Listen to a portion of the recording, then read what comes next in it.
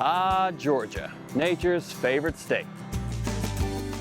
Let's hit the road and meet the farmers, producers, makers, and bakers who keep us fed and keep us coming back for more.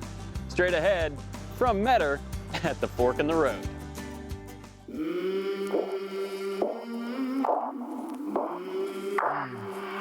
I came from the mud, there's dirt on my hands.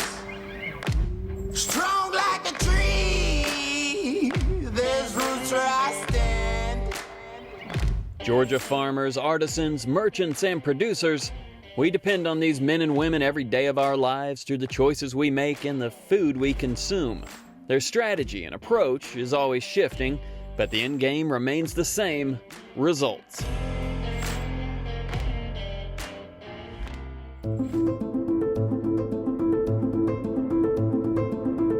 Georgia's #1 industry. It's always been about the farm down here. Just take a drive from Cloudland Canyon to the pristine marshes of McIntosh County and you'll capture the diversity. Mountain vineyards, pine forests, cattle, cotton, fruits and veggies. It's all here and it's all fresh. As agriculture goes, so goes Georgia. Those fighting farm families every day that are out there putting food and fiber on our table and supporting the rural communities is inextricably linked to the success of the rest of the state. Before we explore the wonders of what's Metter made, let's take a quick detour to the Georgia National Fair down in Perry. Filmed prior to coronavirus, you'll see how this festival dishes out an amazing spectacle of everything Georgia grown. A lot of good educational activities here. A lot of good business is taking place here in our store back here, of course, the Georgia Grown Baby Barn. So it's all kind of one place for every year have a family reunion. You can see the family's pretty happy. You'll find it all here: pigs, goats, chickens, free samples, of course, and just about every day a crowd gathers around the main stage for the miracle of birth. This is something you don't see every day, unless you're here. Let's connect with life. I mean, up close and personal. You get to talk about the science of it. We've got University of Georgia and plus our veterinarians that are here explaining what's going on. If you want to get somebody attached to agriculture, just let them hold a week-old baby pig. The calves and piglets alike have special volunteer handlers, breaking in the next generation of farmers. When you have the brand, you do have a kind of a platform to go different directions with that. We're using the brand not just to promote products, but actually to promote the industry, and it has a great pull to these young people, and we're so excited to see that. Gracie Grimes was a volunteer here at the Georgia Grown Pavilion in years past and has now become one of Georgia Grown's junior ambassadors. Just hearing all the people with how inquisitive they were fascinated by it. Someone their age talking to them is probably going to speak more than someone 30 or even 20. She's my age, and she's got this love for agriculture. We've got great people, great institutions, great ports. We're changing, but this is still an agriculture state. We now head further south to Gracie's hometown, where the Georgia Grown movement has deep roots. And around here, everything is Metter made. Located right off Interstate 16 between Macon and Savannah, Metter, Georgia is a sweet spot to stop and stay for any traveler. Legendary barbecue joints like Papa Buck's, home of the Pigzilla Chowdown Challenge, and the juiciest brisket you'll find anywhere on earth, along with the charming downtown square and strong community roots. This town is special. Metter is also the state's first official Georgia-grown city and home to the state's first Georgia-grown store, where you'll find everything from salts and soaps to Georgia-grown jerky and jams. It's definitely worth the stop.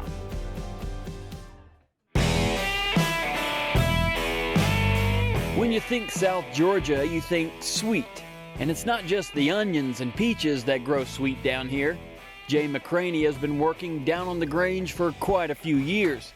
He's been through the ups and downs of farming, but the fruits of his labor are so incredibly sweet. Better made.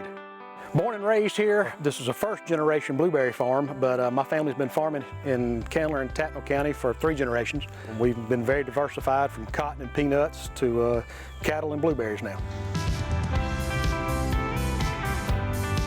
The rabbit eye blueberry has been our mainstay. It's sweet, it's crisp, it's just something you want to eat. Here in Middle Georgia, we start about the middle of May, May 15th or so, and we go through the week after July the 4th. I believe too much of our food's imported, and I think anytime we can show our consumers that we have a safe and better product, more flavorful product, I believe that's good for all of us in our industry. A lot of American consumers don't know the difference in what's imported and what's not, and if we can label that and get our name out there and show them a better product, I think it's good for everybody. There's basically 2 markets for blueberries, a fresh market, and a large portion of those have to be hand-picked, and a lot of ours are older varieties that go on a processed market, which goes into blended and frozen foods and such, and that's what we use the machine for, is to pick for the processed market. And we can take 4 guys on this machine and pick what it would take 50 guys to pick by hand in a day. They will be not labeled McCraney Farms. They'll be labeled anything you see with blueberries, from Pop-Tarts to frozen to whatever it may be, is where most of ours go. Most people don't realize what it costs to get a blueberry from the ground, first year planting, to when you see it in the supermarket. It's a huge endeavor by a lot of people, from picking to transportation to retail. I think people have kind of lost touch with that, and that's why the local movement is really moving fast. For a time, people wanted it cheap and fast. And with cheap and fast, you're not necessarily getting quality all the time. And I think being more attached to some quality product, being attached to where your food comes from, is just healthy. It's healthy physically and emotionally. And I think people have jumped on the bandwagon, and it's really growing fast. Most kids, even in Meadow, Georgia, a small community here in South Georgia, are not raised on the farm. They're detached from it now. So anytime my kids' friends come out or anything, they're amazed by what we do. From just growing the product to how we harvest it and such as that. It's a blessing to live in a small community where you can share that.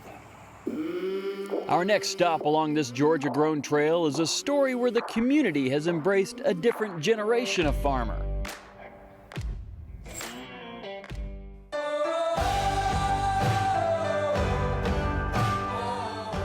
Farm-rich fields, peanuts, pecans, and it's farmers like Grant Anderson, the founder of Better Fresh Farms, who are bringing exciting fresh farm products to this community and beyond. Hydroponics is growing food with nutrient-rich water in a non-soil-based environment. Grant is a graduate from the Georgia Institute of Technology and has engineered a unique yet practical strategy for his high-quality produce. Essentially, in this environment, we control all the conditions that the plant is exposed to. Because it's indoors, we can start the plants with nutrient-rich water and exclude the soil, and therefore exclude the need for herbicides and pesticides and other chemical applications associated with farming. We grow about 13 varieties of specialty hydroponic lettuce, some French radishes, and at the moment, over my right shoulder, some kale. The taste of our produce is incredibly important. If it wasn't at a higher level than the other stuff that we're competing against in the market, we wouldn't be able to charge the premium we can currently for our product. Not only is it a more fresh option, but the flavor profile that we create in here, giving it a really ideal environment to grow in the duration of its life cycle, really gives it a pronounced flavor and also improves the texture of it. You really find that the specific varieties of lettuce we grow in here all have very different characteristics because they get the opportunity to grow the very best version of themselves. The lights themselves, it's just the blue and red light frequencies from a high efficiency LED. Essentially, it's all the plants need to photosynthesize. It gives us a way to grow plants indoors using a low energy light source.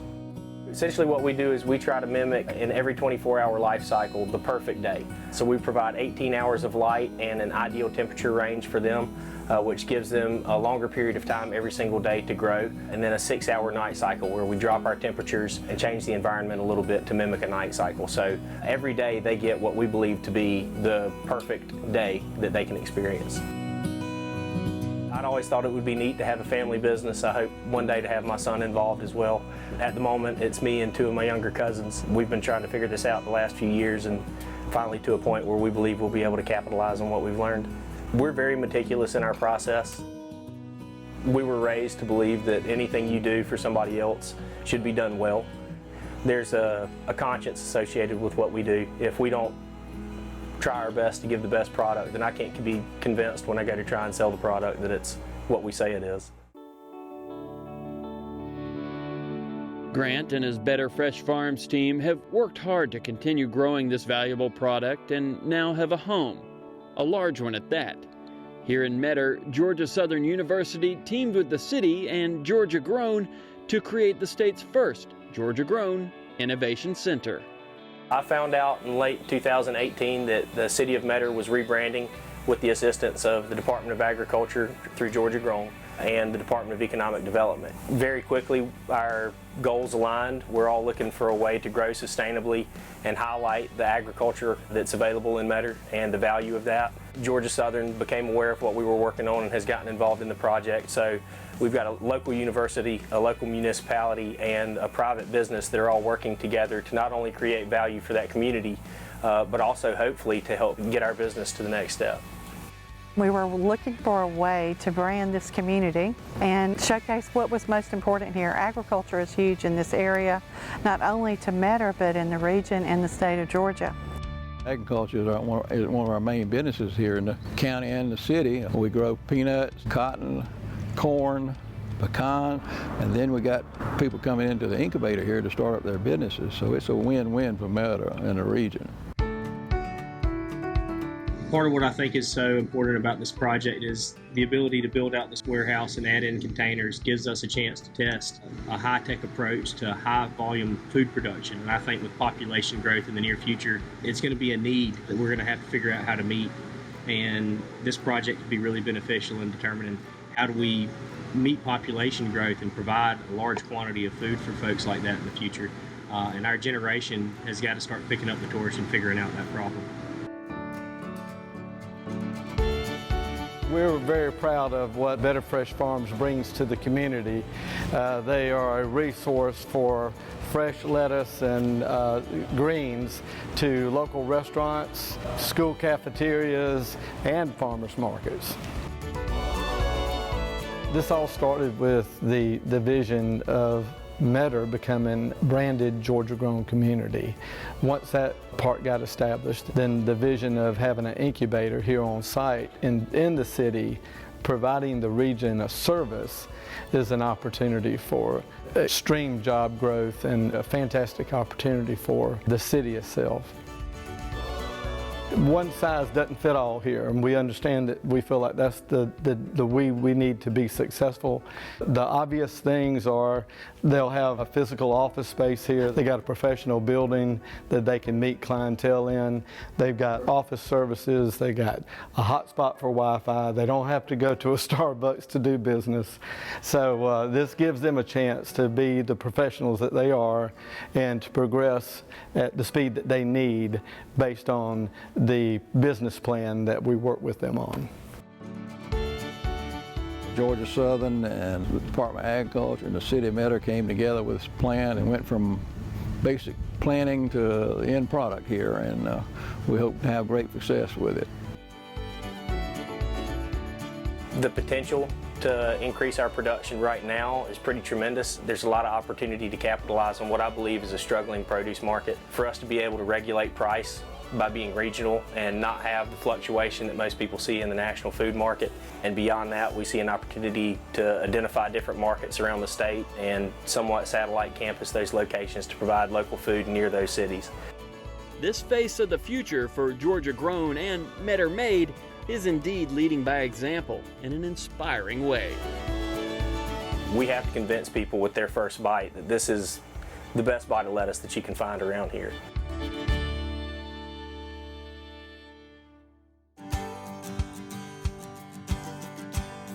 From a Heartland festival where all things agriculture is celebrated, to a South Georgia blueberry farm and new age hydroponic greens operation that has an entire community behind it, The world of the modern farmer is always changing, and it must. Eli Whitney was cutting edge when his innovative cotton gin changed the world of farming, and his creation is still in use here in Candler County, Georgia. In 1993, there was rumor that our gin was going to close in Metter, and some of the farmers would come by and talk with me and say, y'all need to look into buying the gin. So my brother and I were in the business together, and we talked it over, and we went and talked to the owner of the gin and bought the cotton gin in 1994. Have been in it ever since. Had some really good years, slow years, but it's been a good business. Eli Whitney's was about that wide, and it had a hand crank on it. These have got saw blades that go between these ribs, and the little saw teeth catch the lint and pull it through this little crack. And there's a brush, brushes it off in the back, but the seed can't go through the crack, so they fall out the bottom. You have to rebuild a gin every year. You need to go through every machine and check all the saws and ribs and bearings, and there's just millions of parts in a cotton gin.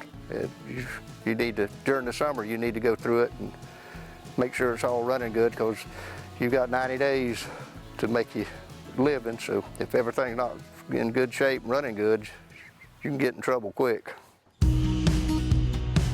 Cotton's very important in this area. I mean, that's why Georgia was settled for the cotton plantations down around Savannah, and Eli Whitney invented the cotton gin in Savannah. The soil type we've got grows a good high quality cotton. It's the soil and the climate, the hot weather. Cotton loves sunlight and hot temperatures, and we get a good bit of rain off the coast, a good combination. Ronnie Flynn is also a big part of the Metter pecan industry, or pecan. Having more than one crop diversifies the farming portfolio. If one crop is suffering, maybe the other one can step up. Pecan trees make for a beautiful setting, and the nut these gorgeous trees produce are the best you'll find anywhere. It's very nutritious. Fresh Georgia-grown pecan. It's got all kind of antioxidants, and it's got the good kind of fat for your blood, the cholesterol, and it's just a healthy nut to eat. In 1988, I decided to build a house, and I didn't want to live in town, so I came out in the edge of town and bought 40 acres, and it was all open farmland, and I didn't know really what I wanted to do, so I got to thinking, I started planting pecan trees. So that got me into the pecan business, and it's been good. I've had some really good years in the pecan business, and if you put all your eggs in one basket, you get in trouble. You've got to diversify and keep trying to have different things going, and some of them work, some of them don't. It's just good, clean, healthy living. Picturesque cotton fields like this gorgeous layout at Dutch Ford Farms are just a sample of what's going on in the heart of the Southland. Georgia farms boast a variety of agricultural products for consumers, and we've seen just a sample of everything that's going on in just one of the state's 159 counties, albeit a good one. But the Candler County story continues with another iconic Georgia farm specialty, and that's the peanut. Candler Peanut has opened a new shelling factory, and business is going quite well. But peanuts are a tricky industry. The climate is the reason Georgia has such a good opportunity for growing peanuts. Our climate is suited for them. We get a lot of coastal showers, which helps us out a lot. Since the beginning of peanut growing in the U.S., all the peanuts have been grown in the south and southeast. And they're migrating a little bit toward the delta now, but not a large amount. I've never known of having a peanut shelling plant in this area, and this is not edible peanut shelling. This is seed peanuts, the peanuts that we would plant for another year. When you get into edible, that's a totally different program. We let the big guys handle all that. What we are putting in is a peanut shelling operation for seed. We would be not only growing and shelling a Candler peanut brand of seed that we would sell to customers and possibly other buying points. We also would be shelling peanuts for customers that want to save their own seed as long as they follow the proper procedures, and then we would shell them, bag them, and they would come pick them up and take them back to their own farms. Cotton is probably the best rotation crop with peanuts. Cotton is also well adapted to this area, and in Georgia, of course. It does move into the Delta a lot. The Delta can grow the cotton. Their climate's not suited for the peanuts. Of course, you can't grow a peanut and have a high quality peanut if you grow peanut behind peanut behind peanut. So the cotton is definitely a must in our area to make the rotation work right with peanuts and cotton. Before we leave Candler County and the diverse farming region around Metter, Georgia, there's just one more stop to make. Located right on the Candler and Tattnall County line, Handy Kennedy and his family operate HK Farms. A wide variety of agriculture is being grown down here, but one in particular caught my eye. And I'll let Handy explain yet another crop where Georgia is a perfect growing environment. The legacy of this farm been in the family since 1869. Right after slavery, my great-grandfather Handy and Elizabeth Jane bought 175 acres from a guy by the name of Cobb, which Cobbtown is basically named after of. His son grew it to like 1,700 acres. And then when my grandfather split it up amongst his 13 kids, my father bought 1,000 acres of it. And this is where we sit right now, is on the 1,000 acres that my father bought from his father, Marston Kennedy. My father built those barns back in 1970 for tobacco, and to be able to use these barns here in 2020 to dry hemp is amazing. That's kind of keeping the lineage and the history going on with the farm. I believe that hemp was a revolutionary crop, and I knew that it was going to bring some opportunity for small farmers like ourselves to give us the opportunity to make some extra revenue. And when I really started researching and learning out about the different aspects of it and what you can really do with hemp, with the CBD, with the seed, and with the fiber, I knew that this was going to be a crop that we have to really invest in on the ground level.